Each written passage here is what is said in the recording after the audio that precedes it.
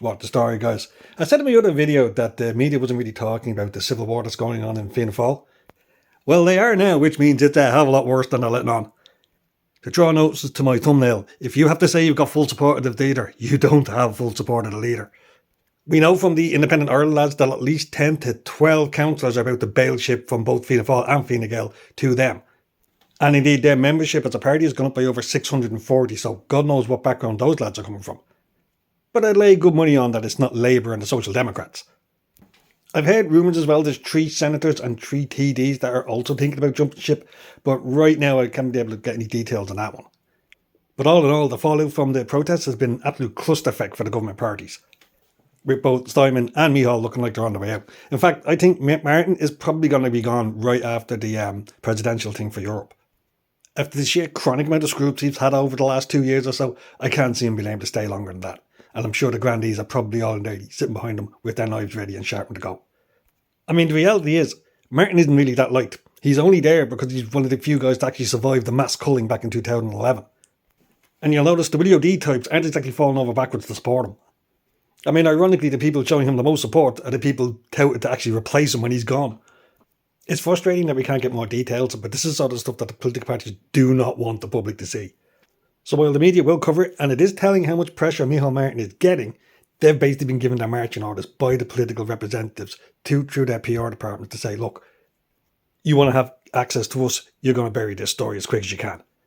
I do find it funny though that for all the mucking that Michael Healy-Rae and Danny got, they seem to be sitting pretty right now, watching Fianna Fáil and Fine Gael quietly tear themselves apart.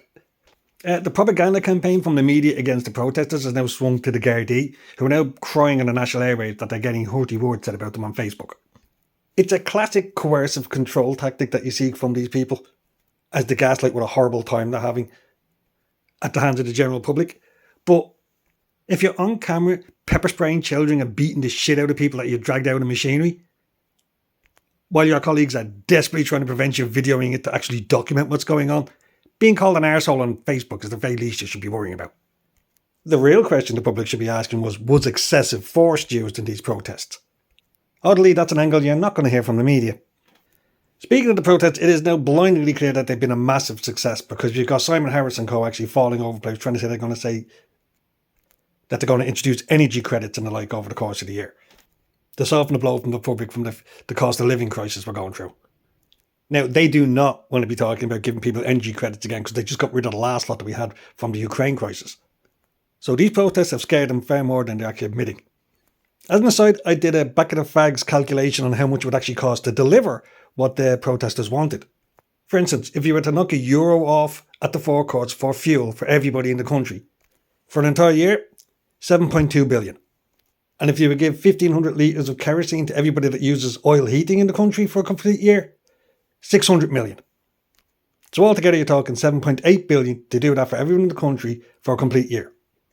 Which, as a matter of interest, is 200 million less than the 8 billion that the state is going to stick in the rainy day fund this year. So the next time you hear some arse in the media say, where are we going to get the money to do that? There you go. Just don't put the rainy day fund in for 1 year and you've funded it with 200 million left to spare. In fact, my figures are based on the worst case scenario. If the cost at the forecourts, for instance, was 100 million a month instead of 120 million a month, then in the course of the year you've saved another 240 million. And if we're going into summer right now, people only got 1,000 litres of oil instead of 1,500, that's another 200 million saved. That aspect irritates me the most because we're going into summer. If you're going to give somebody a subsidy for heat and fuel, now is the time to do it. They'll be using far less during the summer and it'll last a hell of a lot longer. Instead, these idiots are trying to gear it so it's going to happen in fucking winter. And all of this, I might point out, in the background of the Department of Finance about to produce a report, I think it's called the Spring Economic Forecast, where it shows that doing an analysis on the war in Iran, they have a baseline, adverse and severe scenario for how it'll affect the Irish economy. And in every case, we're in economic growth. So odds are we're going to have a couple of 100 million at the end of the year anyway. This is the most frustrating aspect about the whole affair. They can actually do this, and they won't. And to be honest with you, I think the reason I've come to is that they're scared. They're scared that if they actually do this for what they would call an emergency period, that they will be held to hostage for it by the opposition parties when it's all over. Because if you're only paying €400 for, say, heat and oil now, after such a measure goes into place, and then the economy and the oil price drops and things recover, well then suddenly you're only paying €200 on the same amount without the subsidies. And I think this is the real reason why they won't enact that measure. They are terrified that they're going to be held over a barrel by the opposition, who'll just turn around to the public and say, we'll keep those emergency pledges in place, and then they'll just get all their seats in the next election. So businesses are closing down, people are taking their own lives, people are struggling really hard just to get into me, because these guys are in an arse-covering exercise to keep their own seats. And if you think I'm wrong, just look how long it took them to get over giving people the 150 feckin' electricity credits from last time. We are all suffering right now because of weak, pathetic, ineffectual, self-serving politicians. We have the money right now to buffer the people through this crisis. We have an economy so robust that it will actually make money out of it. The things are standing. Something I think only 3 other countries in Europe can actually say at this stage.